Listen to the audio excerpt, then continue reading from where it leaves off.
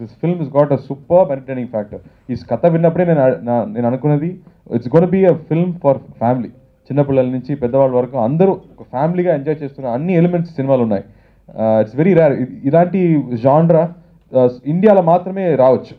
Because హాలీవుడ్లో చూస్తే horror cinema అంటే సెపరేట్, గ్రాఫికల్ సైఫై సినిమా అంటే సెపరేట్. ఇక్కడ అన్నీ ఉన్నాయి ఒక సినిమాలో. మన ఫుడ్ లాంటి ఫుడ్ లాగా we have everything the very very package. అప్పుడే ఇలా ఇంత పెద్ద రిస్క్ తీసుకోవడానికి మనకి ధైర్యం వస్తుంది.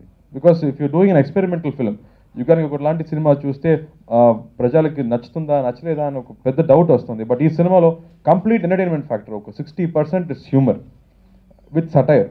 అండ్ మిగతా పోర్షన్ మొత్తం మీరు చూస్తే కొంచెం horror and this 30 minutes of grand wow factor ఉన్న ఒక periodical portion. So output is looking very good. Nayanthara's looking beautiful. Sridivya, it's a complete make over for you. And thank you especially for accepting to do the film also. Because ఈ సినిమాలో నేను చెప్పినట్టు love లేదు, romance లేదు, ఇంకా కూడా పర్లేదు. It's very exciting to do the film అని ఒప్పుకుంది.